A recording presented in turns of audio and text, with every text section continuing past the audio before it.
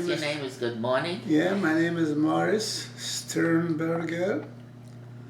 I'm the father of 2 children, Alan and Sharon, and 2 grandchildren, Joshua and Shane. Now, what was that your name when you were born? When I was born, I gave my name Moshe. When did Moshe Ben Avram.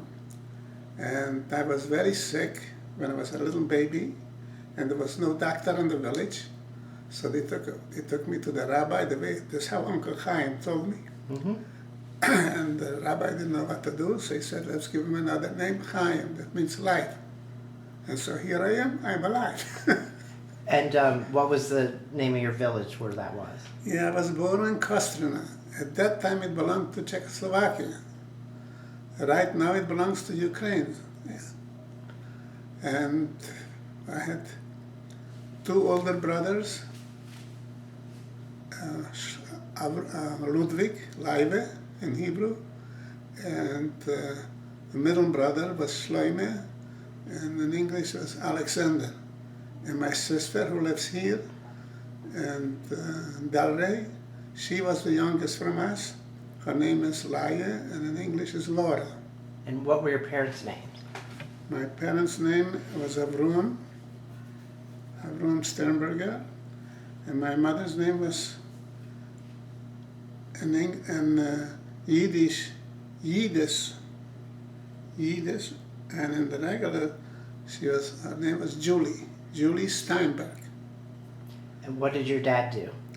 My dad was a custom tailor, and also we had quite a bit of land, which we, how should I say it? Very prosperous, is that it? I mean, we had people who took care of the land, and this is how we lived. And we had a nice house, big house, very nice house, and it was a small village. There was no electricity, no bathroom. We had to go about 50 or 75 feet to the outhouse. And when it was winter, it was pretty cold. I said, I don't want to see what I did. What did you do? You You can go say to the nobody's house. watching. So you I had to go just to opened up the outhouse. door and I peed. You And don't have to say it like that. did you have your own room, or did you share with your brothers? I shared it with my middle brothers. This was a big house, but we also gave a big room, real big room like this here, this whole, to our sheikhet. You know, he was the sheikhet and he was the rabbi. Did he live with you? He had his own kitchen, you know, there was a stove where he cooked in this big room, and it was a separate entrance. Actually, this house was built like a bar, for a bar also. Mm-hmm. So where the sheikh or the rabbi, whatever, he was both. We gave him this room, Mm-hmm. and they put in a stove with cooking, you know, and it was a very big room. And he had also a child, this I remember, but I don't remember the name of the baby anymore. Did he have a wife? Yeah, of course, he had a wife. And she lived there too? Yeah, sure, of course, you know, and Maybe Laura remembers the name. maybe not, I don't know. And he lived there, this room we ran. I don't know if we got paid for it, and I don't think so. We just gave it, and you know, this was our contribution to the rabbi, because everybody did something else. And did your mom work, or she just took care of the My house? mother was a housewife, and she was very, very intelligent, and she was a great mother. Did she make your clothes and cook your food, that kind of thing, or you bought? No. My father made us clothes, or we bought it, you know. And we used to go in the summertime quite a bit of fishing. We loved to go fishing. And how tell us about how you would fish. Fish, well, we would fish. We would throw tiny stones in the river, and the fish would run and hide under the big stones. And then my brother, my cousin Shani Yutkovich, because he was on the same age like my middle brother and me. I was the youngest one. And when we threw the little stones, the fish would get scared and they would run under the big stones and hiding. Then we dived in the river, and the three of us would surrender the big stone and put our hands underneath. And we used to take out sometimes 5, 6 fish at the same time. Sometimes I put one big fish in the mouth and two, and each one with a hand came. This how we did fishing. We also did fishing with net. Mm-hmm. My cousin, Shani's brother, he was an older guy. He was a school teacher, and we would fish with net. And we would lay out the net over the river, and we would go a couple of 100 yards down, and we would, with sticks, hit, stick, and the fish would run up, and they would run into the net, and this how it. This how we catch fish, a lot of fish. We made herrings and smoked fish, and not smoked fish, I think dried fish. I don't remember all those things. And my mother, should rest in peace, used to make delicious gefilte fish from them. Life wasn't bad. I really can't say. Actually, the Gentiles, they were. I really can't say anything bad about the Gentiles. When we kids, we used to throw each other snowballs, the Jewish boys on one side and the Gentile kids on the other side, but it was just strictly fun. In your town, was it? It's a village, not a town. In your village? Yeah. Were there a lot of Jews? Was there more Gentiles? Oh, more Gentiles. I don't know, maybe 20 families. Did you have a synagogue? Yeah, we had a synagogue, and we had a big mikveh too. Did you go to the synagogue every Shabbat, or? Oh yeah, even I went to Cheder. After public school, we had to go to Cheder. And what's Cheder? Cheder means like Hebrew school. Do you remember who the teachers were? No. This is teachers like from some yeshivas. They would come, and and they would stay like 2 weeks in one house, and 2 weeks or 3 weeks, whatever, in another house. And I don't know how much they got paid, and that's how we had those yeshiva teachers. And we went to public school till 1 or 2 o'clock, I don't remember exactly. And from there, we went to Cheder till 6, 7 o'clock at night. In the public school, did you ever have to pray, or was there any religious things? No, there was no religious things, strictly public, public school.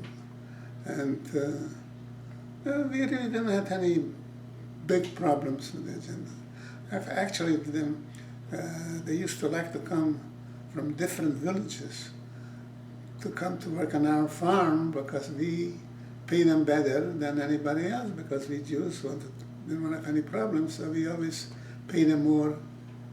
I remember my mother, should rest in peace, when they came to work in the morning, 6 o'clock in the morning, my mother would set up a big table and give them a good meal, and then they would go do what they had to do, cut the grass. They had machines cutting grass, with their hands, those, I don't know what they call it now. I don't remember even what they call it now.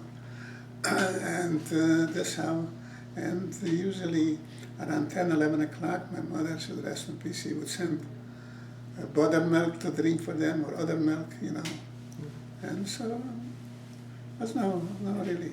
What did you grow on the farm?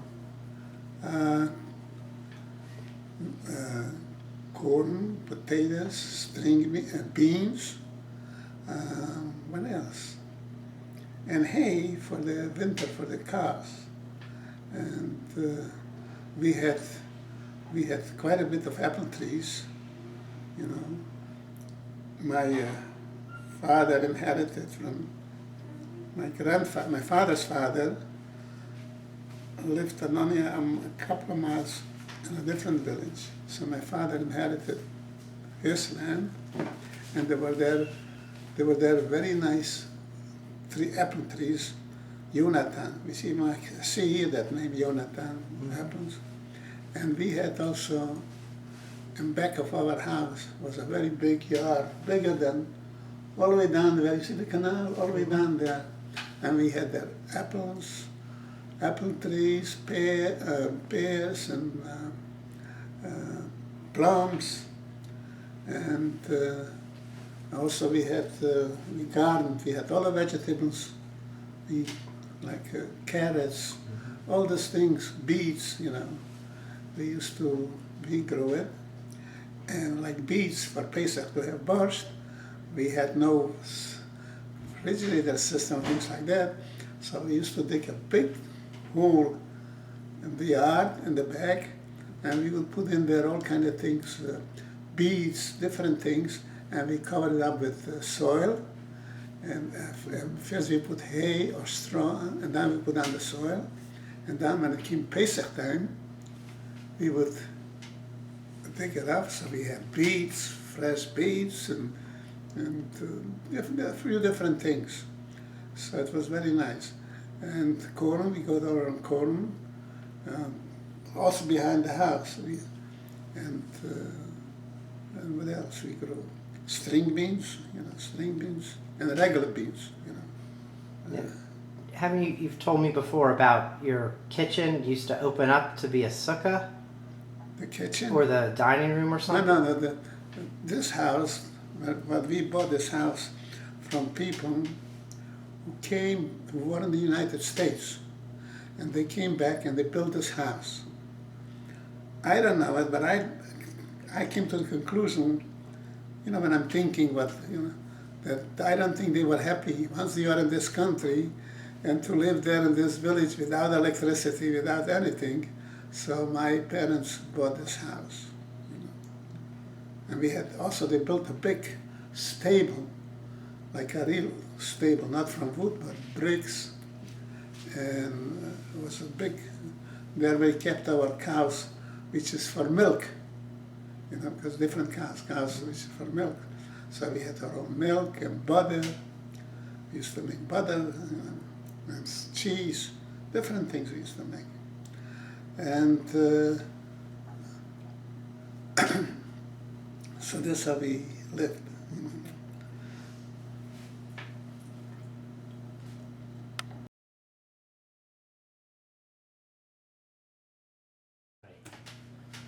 All right. So, did your dad have a store in the village, or did he work out of the house? No, our house. Our house was a very big house. And we had also like a sukkah all year round. Was built regular walls with multicolored windows, multicolored windows. And the roof, when it came sickest, when it came sickest, we would open up the roof. And we would go up in the hills and cut some branches from the pine trees, and we'd take it upstairs and put it over the roof. Not the roof, over the sukkah there, So. Did you have a car? Lucky we had a bicycle. Did anybody in your village have a car? No, except a motorcycle. My cousin, Hershel Yudkovich, he had a motorcycle. Where did he get the gas for it? Well, probably went, not to Brezhnev, probably there where he filled up his gas, And now, when we saw a car in the village, all the kids were running behind the car. It was a big excitement when the car came. When was the first time you became aware of the Nazis? Well, you have to remember I was a young kid. My mother used to travel to the big town, Usharat. And every time she would come back, she would bring bad news, In fact, the last time when she went back, I heard her say, if I would have the courage, I would take my life. Well, what when you say she would bring bad news? What kind of things would she say? The Germans, the rumors were that they're killing Jews in Poland and all over, And we were not too far from the border, and sometimes some Jewish young people, boys like in the 80s or 15 or 9, would come across the border, and we would take him and put him on a train and go to the main town, to the main town. There they were taken care of. So this is how we know. But the last time when she came back, I never forget. If I would have courage, I would take my life. That's what your mother said? Yeah. Did your parents ever talk about doing anything, like trying to escape or leave? Well, there was no escape. Where are you going to escape? There was no escape. So do you remember when they first came to your village? Well, actually, the Germans didn't come to our village. It's the Hungarian, they who took us away. And they took us to Ushara, to the ghetto. And that was all the Hungarian. I don't remember if there were German soldiers there already. Don't they? Maybe Laura remembers. I don't remember. Definitely when they took us out of the village was the Hungarian security. What was that like when that happened? Did they come into the house? No, there was a drummer drummed and walked in the whole village through the village and said all the Jews should get ready and pack and get to the synagogue. To the synagogue? Yeah. And what did your parents tell you? Well, nothing. What did they tell you? This is 60-something years ago. So how old were you? Well, in 1944, so I was not 16 yet, 15 and a half, And we stayed in the synagogue overnight, and then the Hungarian police took us to the station, and they put us on the station, and they took us to Usharat, the main... And so that was on a train? Yeah. How long was that train ride? Well, I don't know how far that Usharat was. Maybe an hour and a half. I really don't know. In fact, I was never there at that time. How were you treated on the train? Well, they treated nothing special. Just then we got off the train and they took us to this big brick. I think it was a brick factory.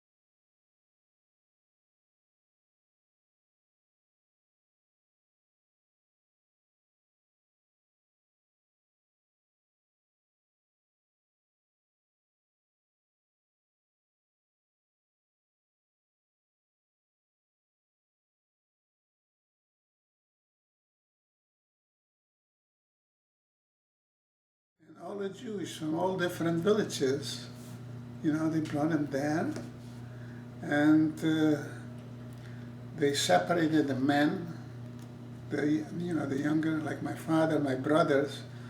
They were in a big building there, but when they took us away, they united the family, and this is how we went on the freight train. But in Ushara, that was a ghetto? How long did you stay there? I don't know. It could have been a couple of weeks. Or maybe, I don't know.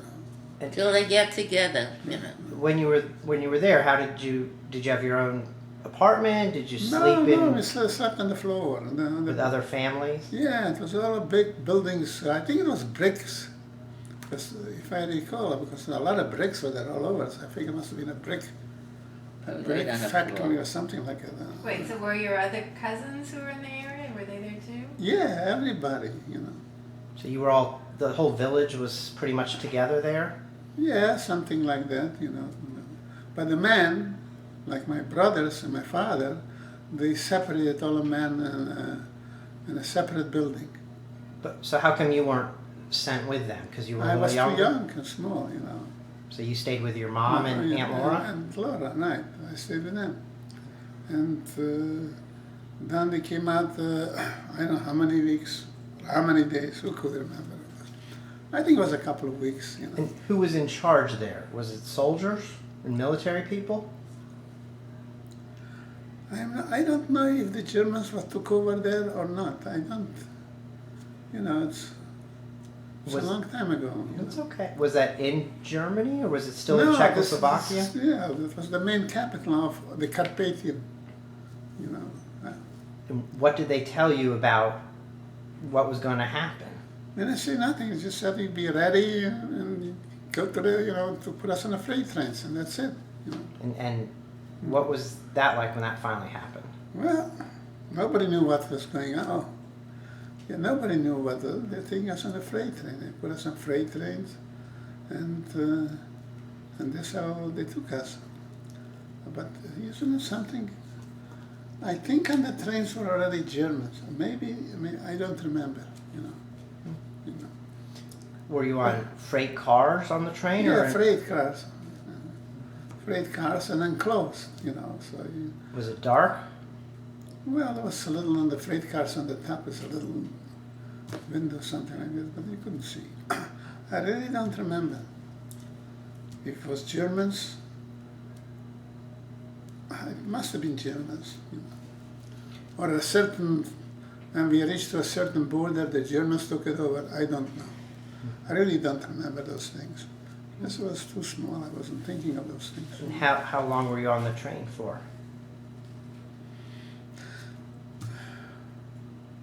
Must have been a few nights, a few days and nights. It must have been.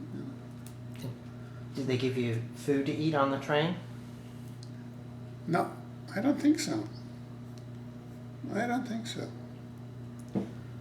I don't recall, no. I don't recall if they did anything. How did you get food to eat? Well, we always had something took along, I suppose, whatever. We had nothing except a few clothes, and so I'm sure my mother must have had this food. I really don't know. It's a long time ago. The things, the belongings that you had packed from your house, did you still have all those things with you? Yeah, whatever. Till we came to Auschwitz. Did the train stop along the way? I think so. Must have stopped. They had to change the clothes? Not the clothes. How do you call it? The crew? You're right. Not the crew. The main which pulls the train. What do you call it? The engines? Yeah. They had to. Freight train? They had to change it because if we got to a certain border, maybe I don't know. I really don't know. So when we came to Auschwitz, I'll never forget this. My father should rest in peace. When we got off the train, and he looks around, and he sees the big chimneys and smoke. So he says, "Kinderlach, it's not going to be too bad. We'll work in these factories till the war will be over." And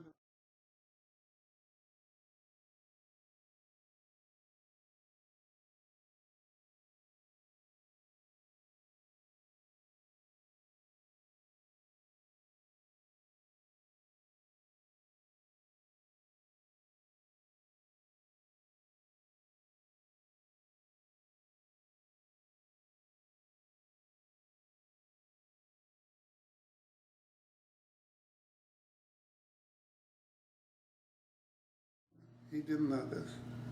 Do you think did he believe that, or was he just He telling didn't know. you He that? just saw this big chimney, so there's like chimney factories, So the You didn't smell anything? No, you didn't smell it. No. First of all, it was far away, the chimneys, And he saw smoke coming out of the chimneys, so he said, "Kinderlach, it's not going to be so bad. We'll work here in the factories, and when the war will be over, we'll go home." Was there ever any talk of organizing any kind of a revolt or a resistance amongst the people you were with? There was, you didn't have a chance to organize. And the way I understand, in the Warsaw Ghetto, they were there for years, so they could get organized. But here, that was 1, 2, 3. Took us to the synagogue, from the synagogue on the train, from the train to that place, whatever you call it, the breakfast, and there stay a week or two. How could you get organized,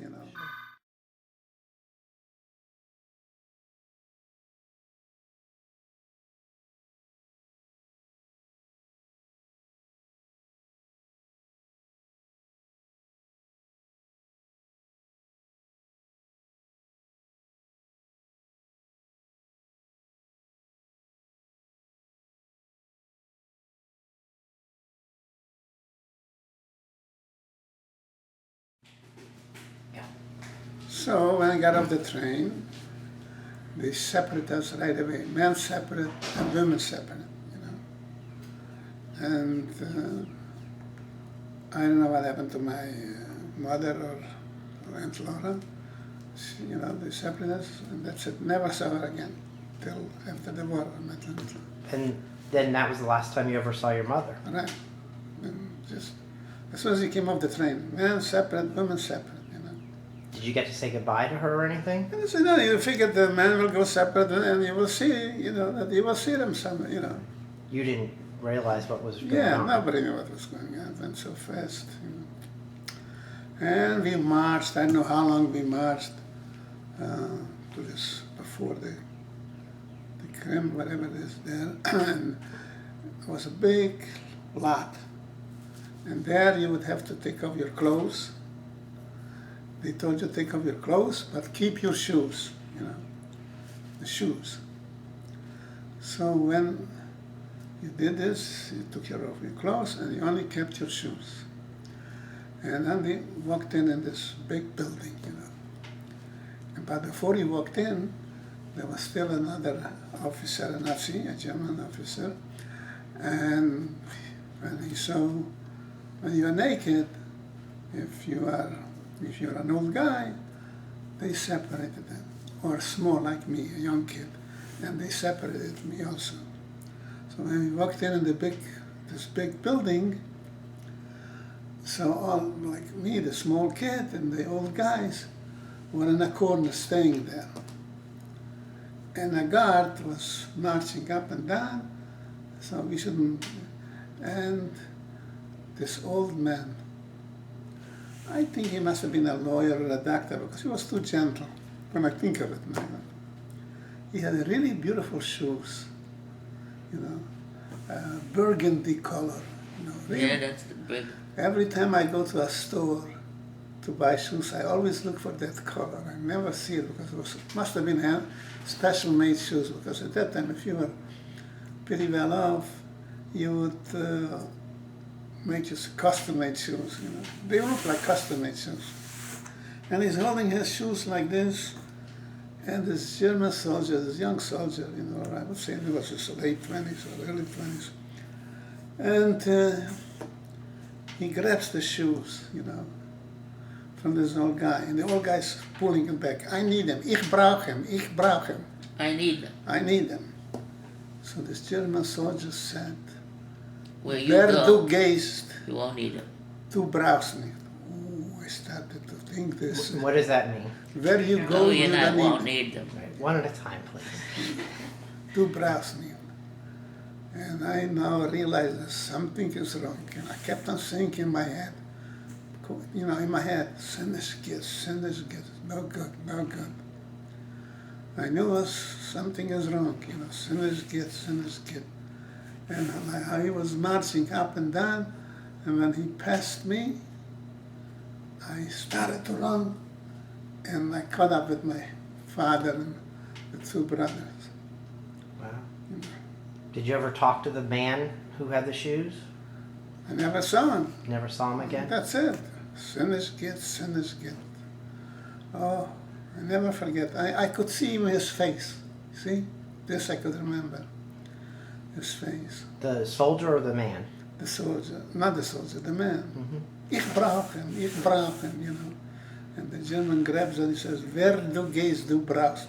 You won't need them. You know. So, Was there a lot of people in this building? well, from the whole train, all the men, you know. So you were able to run and you didn't get caught? It was so fast. And it was right near the showers already, you know. I practically didn't make the showers because I was already finished with the showers practically. You know. When you say the showers, that's where your dad and your brothers went? Yeah. Let's say this is the room, right? And we walked in here, and this officer was staying in the front of the door going in. It was not only one officer, there was quite a few guys there. And he would point, you know, with a stick, this way, and once in a while this way, you know. So I saw there's a couple of kids like me, and a couple of old men. He was a very short man. I remember him. I could see his face. And there was really beautiful shoes, burgundy shoes, you know. And a beautiful color. When I go to a store, I always look for it. I never see him, you know. And So after you caught up with your father, your brothers, I then didn't cut up so fast. yeah, what happened? That's hundreds and hundreds of people. And I was on the end. You were at the end of the line. Yeah. So what did you do? It took a few hours until I found them, you know. First of all, I didn't recognize them because they were all cut hair and with the Beards. striped clothes, you know. And they, you know, they were.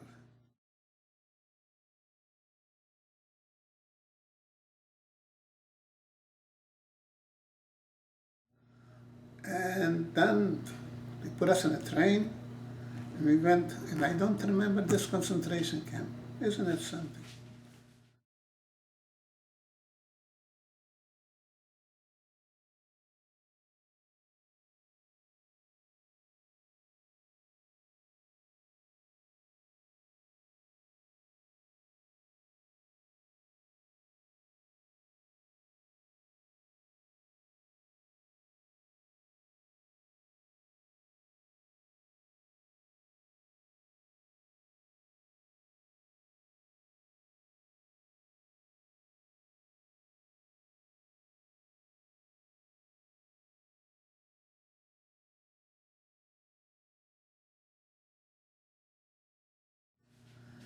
To Silesia, you know, and Why would they move you?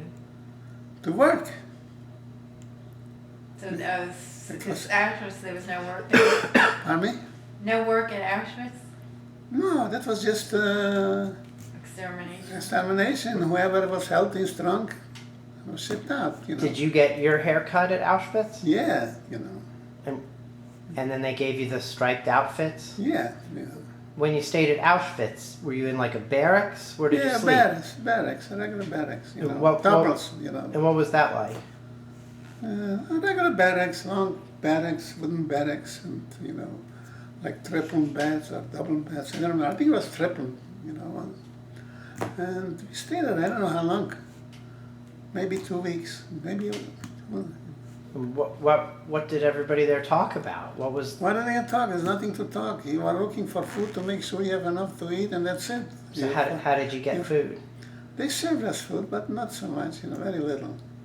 And then they put us on a train, and we went to Silesia. I didn't know it was Silesia, but I found out later it was Silesia. And it was a camp, a working camp. You know, you had to get up. What's Silesia? Where is That it? Silesia, this part near Poland. Actually, excuse me, before the war, it belonged, I think, to Poland. But there was German-speaking people. You know, they were speaking. But I don't know, after the First War or after the Second War, the Germans took it back, you know. And they were building there, I don't know what they were building, but it was in the mountains, like floors, you know, it was very, if you went in there, you could get lost.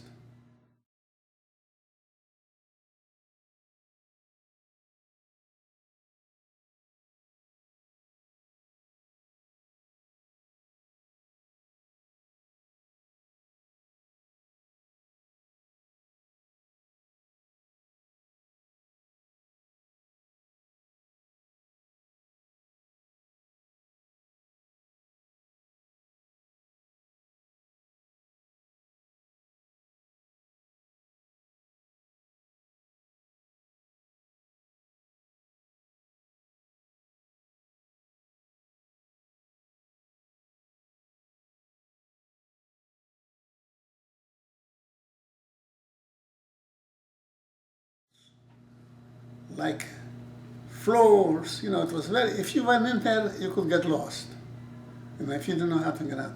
But I didn't work, my parents, my father and two brothers, we didn't work yet in that thing there. We were building the railroad to the mountains there, you know, and we built first a station, you know, a station where the trains will come in, and from there there was regular freight cars or regular passenger cars, and from there to the mountains there were smaller cars, smaller trains, you know, just to go up in the mountains. Right. When we finished this thing, then we went to work up there in the hills. It was very big. So you were doing construction work, Yeah. helping to build the station, and Yeah, and do then you remember what job you did or what you were doing specifically? well, that's what everybody else was doing. We laid tracks, you know, and we laid tracks. We flattened the ground, you know. And who was in charge there? Was it soldiers? Yeah, there was soldiers, but the foreman was a son of a bitch, a Polish guy, and he was so ruthless, so bad. He would take, you know, those steel things that you try to make a hole. I don't know if you ever seen that. Mm-hmm. Thick like this, you know, and you try to make a hole, and he would grab this thing and he would hit you with this, you know. He was a real nasty SOB. You know. Did he ever hit you? No, thank God. My father should rest in peace. He said, kinderlich, work, but keep on working, don't stop, you know. Just slowly work, you know. So, because if you get hit once, it's worse than the work you do, you know. So we keep on shoveling slowly, you know, as long as we did our work, you know. And many people envied us because they used to say, "Ah, there goes Sternberger with his 3 sons," you know, because maybe it was a father with a son, but not with 3 sons. You know, they used to say, "Ah, that guy Sternberger with his 3 sons." You know. And so how long were you working on that project? On the railroad, on the flat, you know, the railroad, I don't know. Well, it's quite a few months till we finished. We made a station there. The station, and from the station, the train was a small train going up. How many hours a day did you work? Well, we used to get up, I think, 5 o'clock in the morning, and then you stayed in the line, and they called up your name all the time, you know. And probably 6, 7 o'clock, we started to walk. We had to walk across the mountain to work at that station, you know. And How come you didn't have numbers? not everybody got a number. I think we were too fast shipped.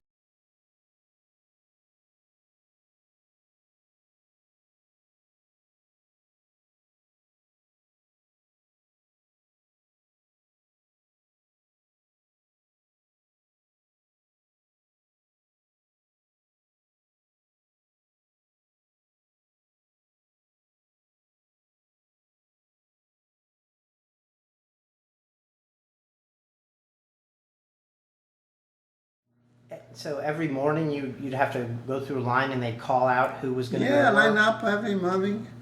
One morning, they start to call out names. And my father should rest in peace. It's lucky that the Germans are very efficient. You know, they go alphabetically. They started with A, and you know, and my father noticed that they're calling out names, and kids again, you know, if you were, and he noticed that if you are small, you had to make 3 steps. If you were tall, they said go back, stay in the line, and if you were small, you had to stay there, you know. And my father, he told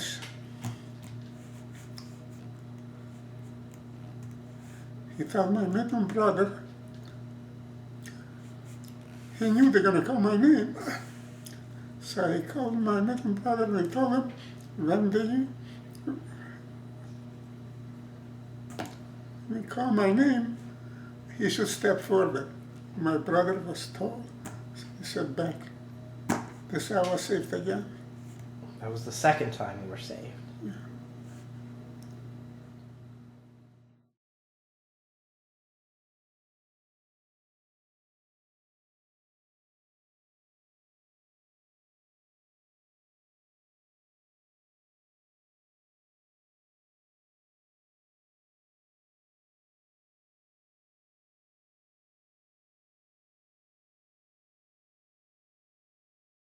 S is on the end. So my father noticed that after a few, keep on calling, and he sees the big ones go right back in the line, and the small ones, you have to stay there, Did you have to work every day at the train station? Yeah, every day. Oh, yeah.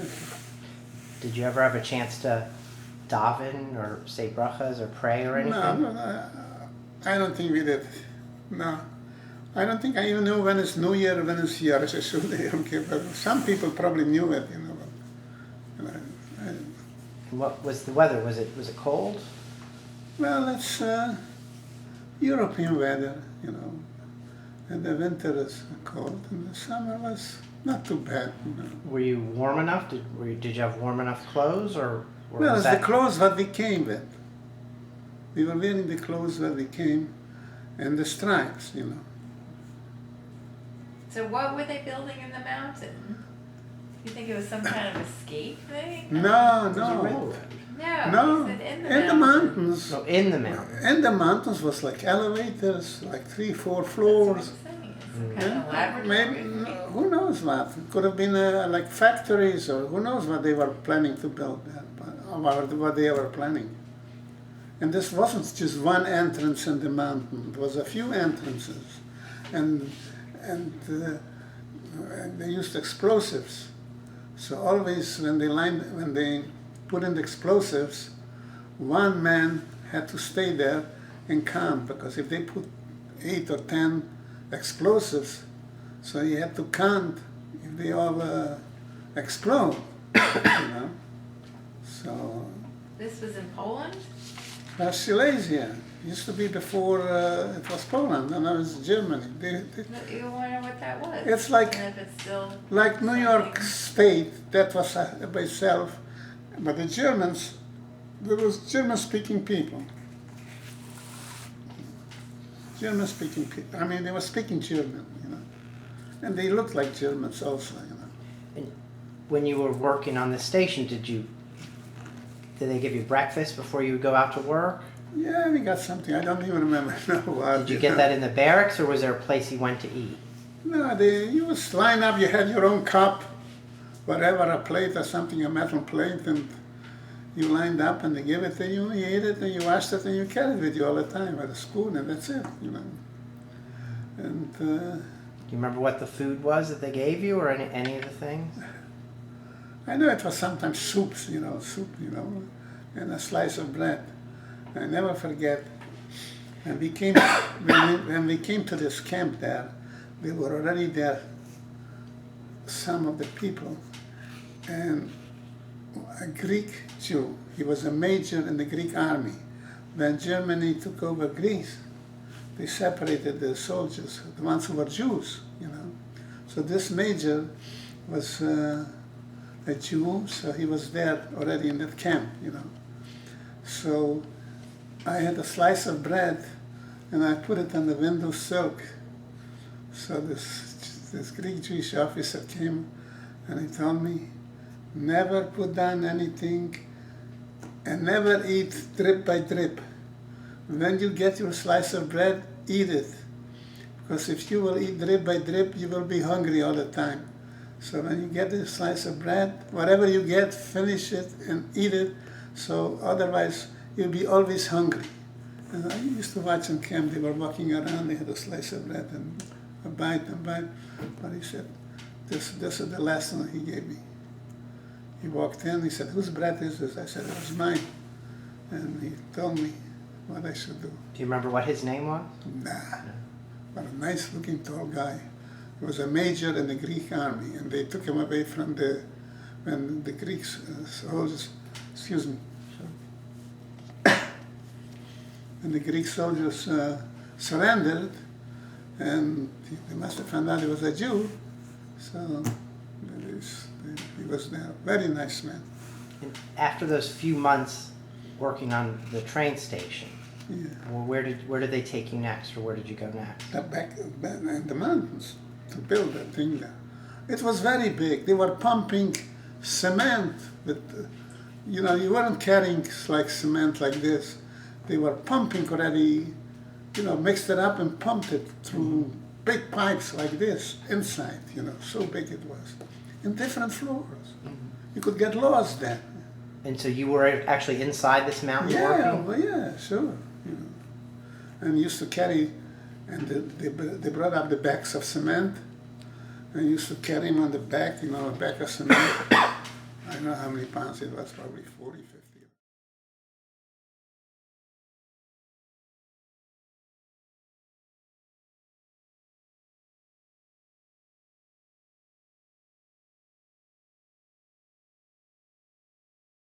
And used to carry, and they brought up the bags of cement, and used to carry them on the back, a bag of cement.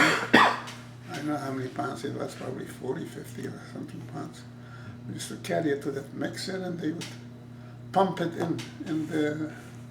And you were able to stay with your father and your brothers? Yeah, all the time. When did you get separated from them? I didn't get separated from them. They were just dying slowly. After... So they were sick? After and you already hear the artillery from the Russians army, So we were happy soon we will be liberated. But the Germans took us away on a march, and we marched and so on. Wait, was this from this place? Yeah, from that camp. I don't remember the name anymore. And we marched, I don't know how many days. And so many died you were just stepping on them, so many died from the march. Did they tell you why they were marching you? They don't tell you nothing, they were just marching. Was it because they were retreating? They were retreating, and probably,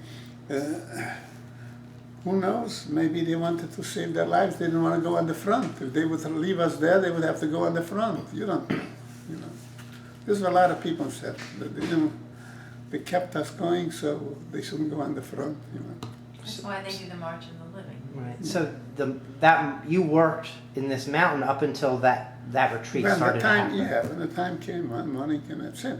And you think that was a few months or several months that you were working in the mountain? Camps. Well, one at a time. Just a minute. This is the second camp. First in Auschwitz. Right. I don't remember this camp, The one, isn't it something completely blacked out? I don't remember. Okay. So you were there working for months, and then this march started. Yeah. When you started the march, were you with your father and brothers? Yes. I told you, I never You never get separated. I never got separated from my family, from my father and two brothers, And they took us on a train after this march. Oh. So all of you made it through the march? Then the last night, before to go on the train, they put us in a big, must have been like for animal feeding hay or something, very big thing. We were a few thousand, but we were dying out from that march, And in the morning, they got up, they're going to give us something. So everybody was rushing and pushing with a cup to get a little, whatever, soup, And when I was pushing and rushing, I was hit. You see this thing here? Mm-hmm. Like in Austria, they have those, like a little axe, and it's like a cane. They walk, This is for mountain climbers. And this guy hit me with this. And I didn't know. I know I was hit. And I saw some stars, something like that. And I didn't bother with it, but I felt something is warm in my back. But I didn't even think of it. And a few days later, my face got so swollen up, And that was that. It's more than a few days. I never took off the cap. It was too cold, So the cap dried to the wound, Mm-hmm. And my face was all swollen up. See, I can't remember now where they cut me. Auschwitz? Well, was your father with you? Yeah, I mean, my father and my two brothers. did yeah. he? Did he look at it? Did he try to help you? Did I, he do he anything? didn't. I didn't know myself. I felt the guy hit me with a stick, and There was a soldier that hit you, or yeah, soldiers, you know. And I really, I don't recall it. All I know is I saw stars, and then I felt a little bit something warm. So it was blood, you know. And the cap dried, you know. I never took off the cap; it was too cold, so it dried to it. But I don't know, a few days or a week later, my face was all swollen up, you know.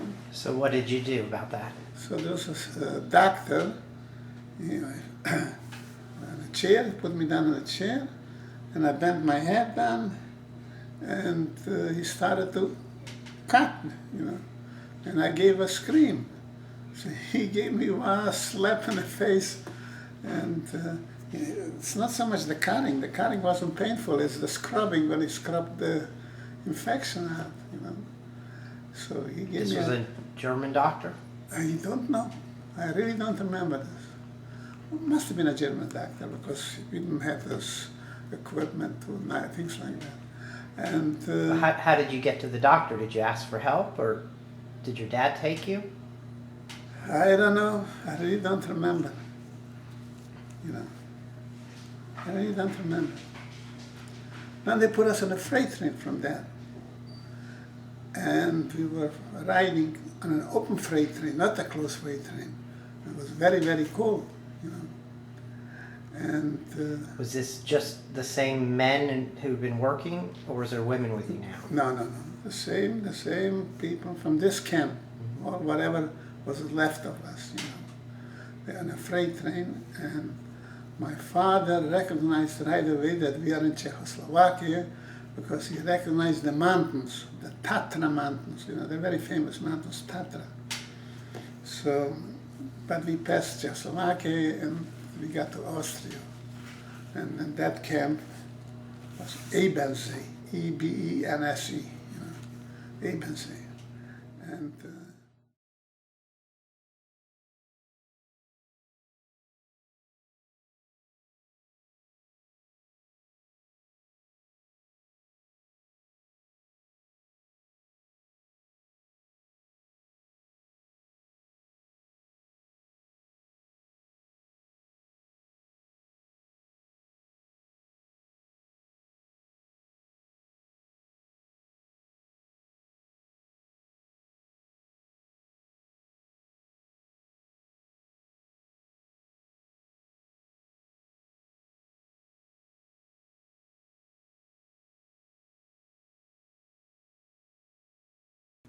it was very cold, and there I had my frostbitten, my toes, you know, but I didn't know it was frostbitten. When I got off the train, the freight train, and we started to march, and then the pain started because it was starting to get hot, something there, it was burning like fire. Oh, it was unbelievable pain. So we walked into this camp, and then my brothers and my father, when we got to this camp, the same day my father died in the camp. Were you with him when he died? Yeah, we were there. I tell you the truth, I even don't know where I am, where I'm coming or going, you know, so my father died. Had he been getting sick? No, listen, it's the cold weather, the frost, who knows, you know. I mean, did you know he was gonna die, or did you know he was very sick? No, listen, you are yourself half dead or three-quarters dead, so you just like for charity, you know. So my two brothers and me, they put us in it's called a hospital, you know. We were all three in one bed. The two brothers and I was with the feet, there I was. And then my one after the other one died, you know. But this was a hospital. This was still a German hospital. It was the camp hospital. Right. So you hadn't been liberated yet. No, not yet. And I don't know when it happened. Why did they bother to send you to a hospital? Did they send a lot of people to a hospital? Well, the thing was filled up. We was sleeping four in a bed, in one of those bunkers, So. Was there doctors or nurses there to help you? There's no nurses or that. I don't know, Andrew. You're asking me questions which is impossible. You were lucky you had somewhere to be able to lay down and rest you a little bit, So first my older brother, they took him away. He was still alive, but they took him away. And then on the next day, my middle brother, they took away. What do you mean? Was he dead at that He point? wasn't dead yet because they already figured he's finished, and they took him away. And then my middle brother, I went to the bathroom. By the time I came back, my middle brother wasn't there anymore. So you never got to say goodbye to him?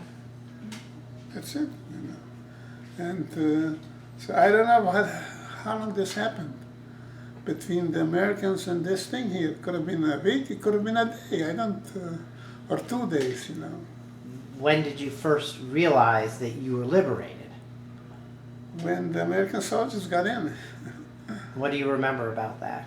All I remember, the two guys were bandaging me up, and they took me to a regular hospital, but it was a hospital with German soldiers. They tried to, the way I figure, they spread us.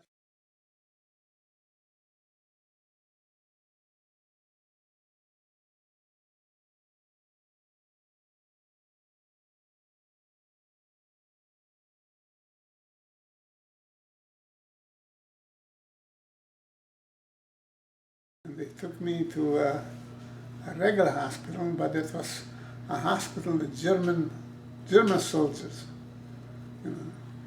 They tried to, the way I figure, they spread us all over wherever they could put us in. But I wasn't there too long. I just was there maybe a day or two, and they took us to a place, I think it was called Goizel. It was a school. And they made it a hospital for us, all the people who were, And there, when I got sick again. I got pneumonia. That's a good place to take a break.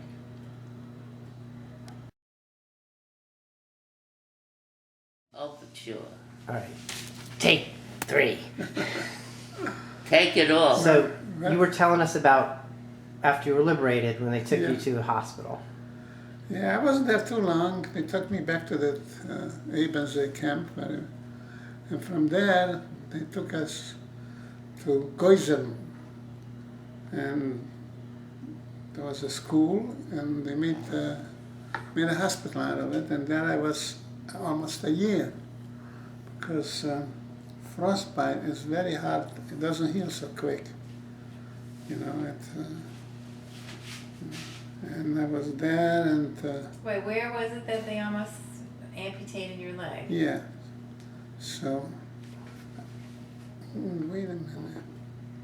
Oh, before they took us to the hospital, Goizen, the doctor came and told me that they're gonna have to take off my right foot by the ankle, because it was really like blue, real blue, like dark, and by the ankle was 2 holes, like 2 holes.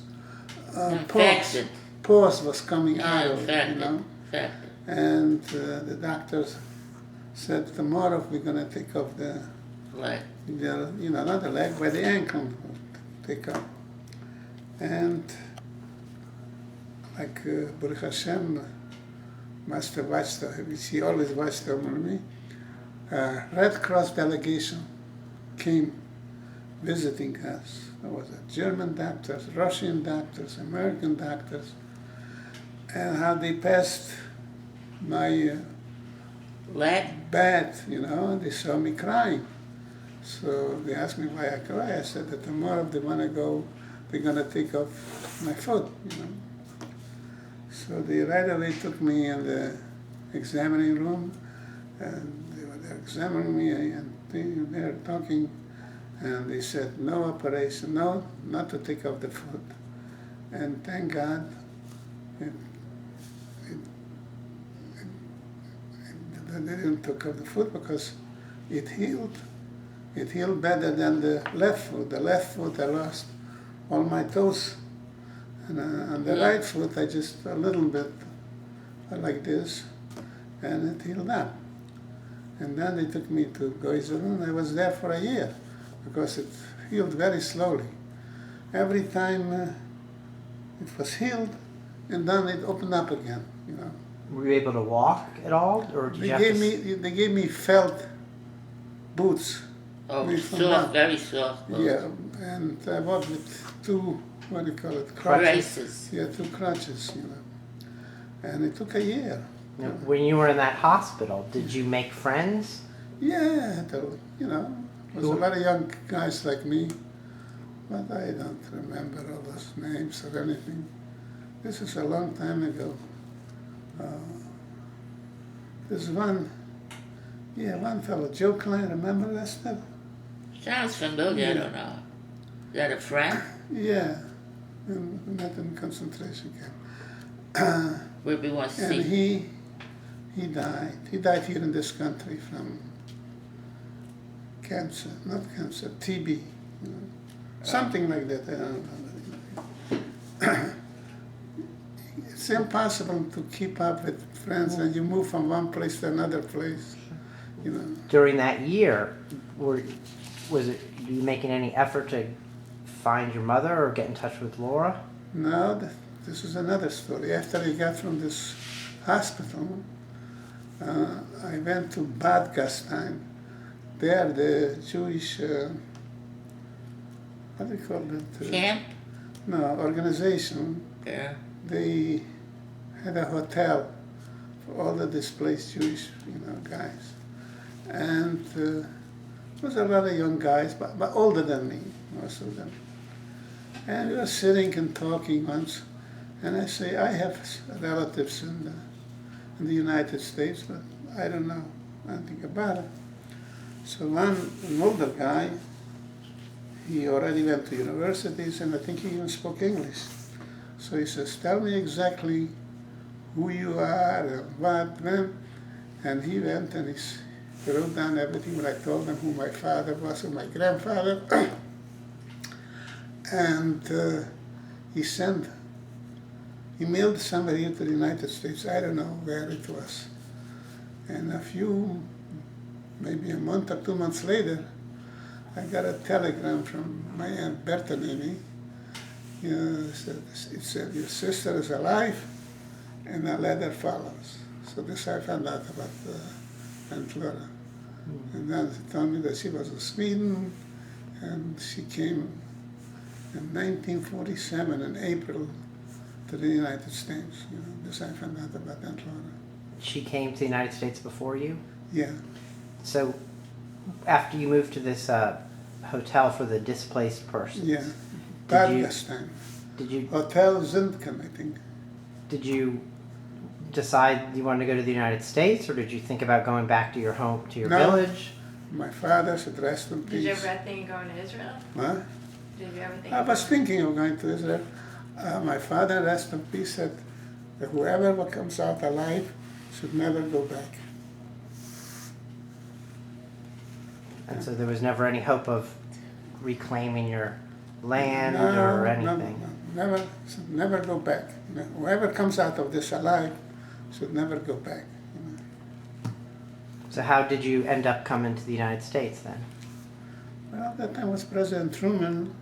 He passed a law that under 18, you don't have to go through this whole mishmash. You could come to this country. That's how, went 1 to 3 months. So that's how I came to this country. 100,000 youngsters like us, under 18, could come to this country without any going through this whole business, And you came by boat?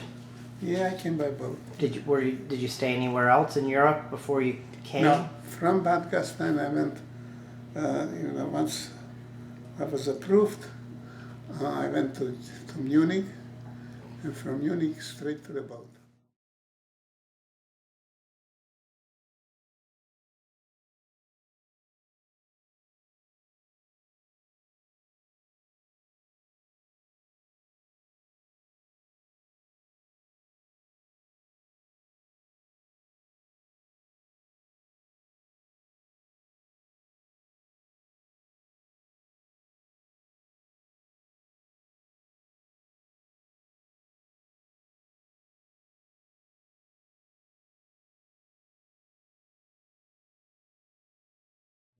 To Germany, in Germany.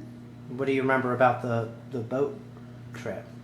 What if I remember that I never ate an orange, and this fellow, African American guy, was carrying 5 oranges, and I wanted to buy from him, so he sold me, was it for $3? I had $5 for $3, 5 oranges.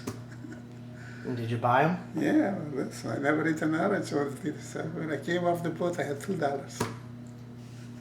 Did anybody? But then I found out how oranges are cheap. Right. So boy, did he suck me into it. Did anybody meet you on the boat? Did Bert and Annie meet you? I don't. Yes, yeah, they met me, but I didn't go. Straight to Bert and Annie. I went to a children's home, because this organization was for children. So we didn't go straight to Miami. We went to a children's home in the Bronx somewhere. Do you remember where you landed here in the U.S.? Did you go to what is it, Ellis Island? No, or Governor's Island? No. What was the name of the boat? I already forgot. To SS. Maybe the Ellis Island. Who the heck No. knows? Did you use Ellis Island in those days, or that No, was even it wasn't earlier? anymore. That was earlier. It wasn't, yeah. And they took us to the Bronx, and they took us to stores, and they bought us suits. They gave us a suit. I think I was there a week when Bertolini came, and she took me to her house. It was a week, maybe a little more, maybe a little more. And Bertolini took me there. So was that the first time you saw Aunt Laura? And Laura, she wasn't at the boat. I don't think so. I don't remember. So. It's 1947, 61 years ago. Do you remember what month it was, or Yeah, June the 7th. of 1947? SS Miller, no, something like that. And so from the time you had to leave your village Yeah. till then, how long had it been? 1944, 47, 3 years. And Laura didn't recognize me because I was a small kid when I came off the boat. Did you recognize her? Yeah, I recognize her. Now, So when did you wait, first see her? What? So when, you don't remember seeing her? Was she at the boat or she wasn't? I don't know, because we didn't go to Bertolini. They took us to a home. Right, well, that's what I said. Is she... Well, I said she probably came to the home, or maybe she was at the boat. I can't say. when you saw Aunt Laura, Yeah. was that when she learned about your dad and your brothers, or had she learned about that before? Oh, I told them in a letter that.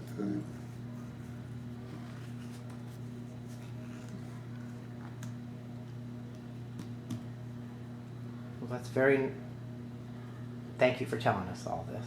Well, we missed quite a bit at the beginning with the relatives. No, we Grandpa. can do that. Well, we can go back to that, or we can do it another time. Do that another time. Grandpa Sternberger, the one in the picture. Mm-hmm. No, I thought we were going to do He that. wasn't Not the- now, we don't have to do it. No, so he was in the First World War, and now. That'll be the next segment.